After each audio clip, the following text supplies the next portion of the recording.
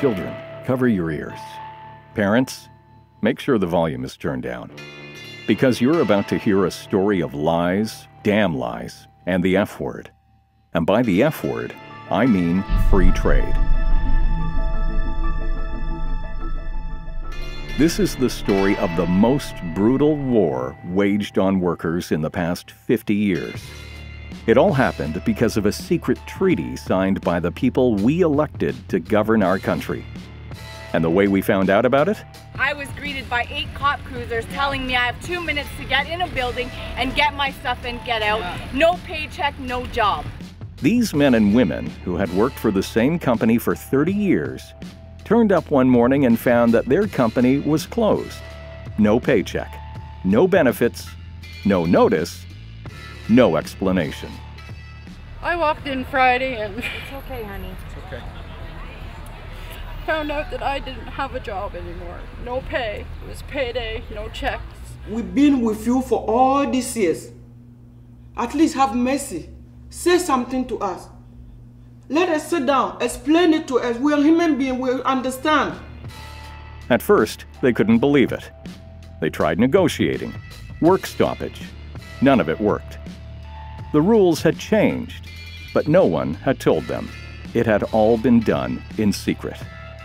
Oh, they had heard about free trade from Brian Mulroney and then from Stephen Harper. But the message was always the same. It will create jobs and opportunities for Canadians today, and just as importantly, for the generations that follow. This agreement will help create good, well-paying jobs. This was the biggest lie of all. Free trade didn't create jobs, it killed jobs. We lost more than 1 million manufacturing jobs. Jobs that paid decent wages. Jobs that had benefits. But we traded those jobs for part-time, low-paying jobs in the hospitality and food industry. But the deal actually went beyond killing jobs.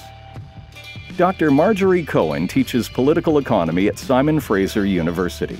The essence of free trade is that it reduces, or in some cases eliminates, the ability of nations to restrict corporate behavior.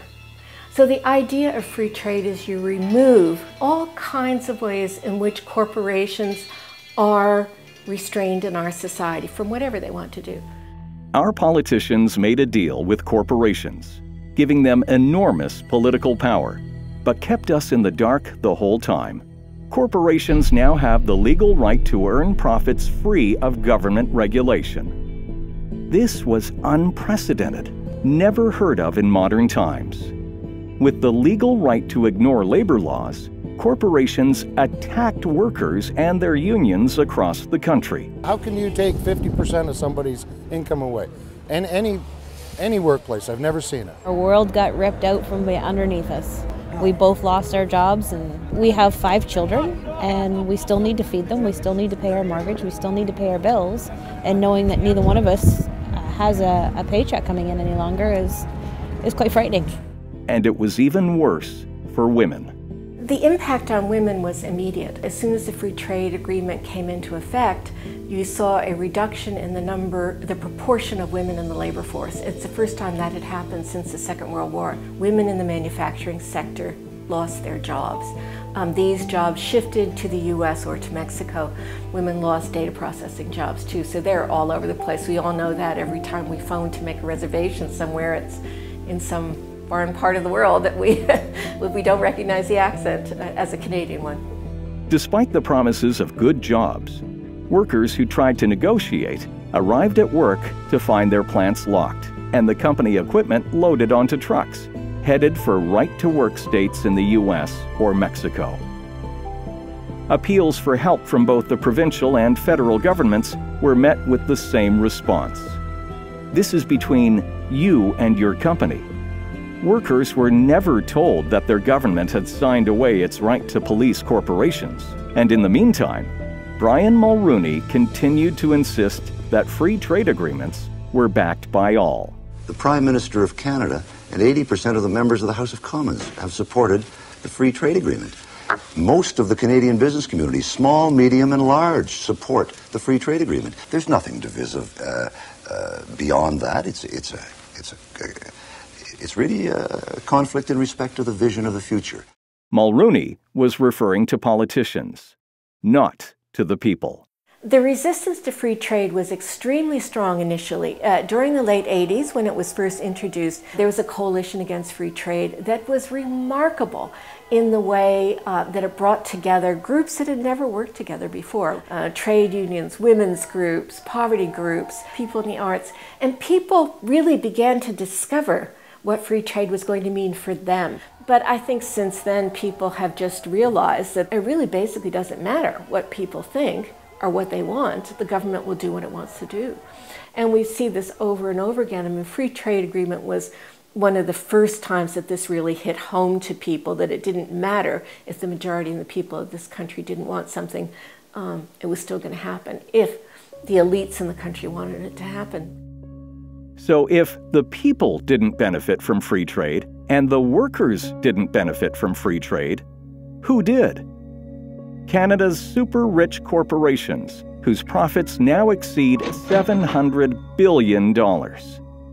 But it gets nastier.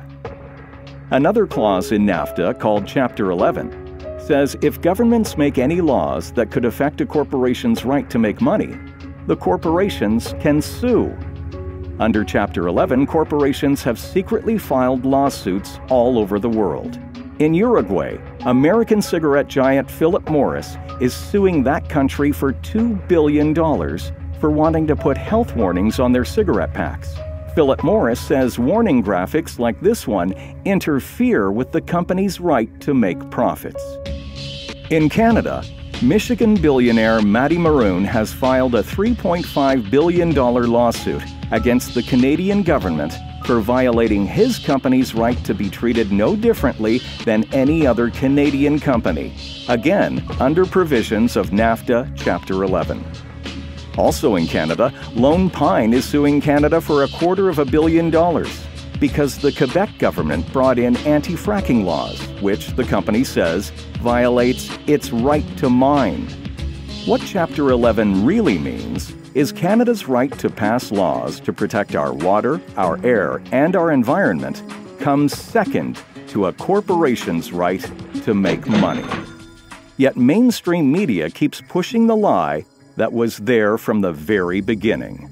The Prime Minister calls it the biggest deal Canada has ever made, a multi-billion-dollar free trade agreement with Europe. It is not just a good deal, it is an excellent deal. The government says it will create 80,000 new jobs and inject $12 billion into our economy.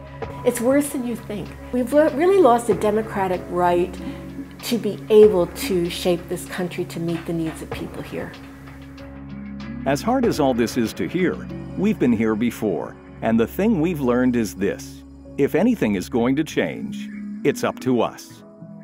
Arthur Leslie Morton put it this way: most change that has benefited ordinary people has resulted from the actions of ordinary people themselves. It has never been handed out freely by the rich and powerful.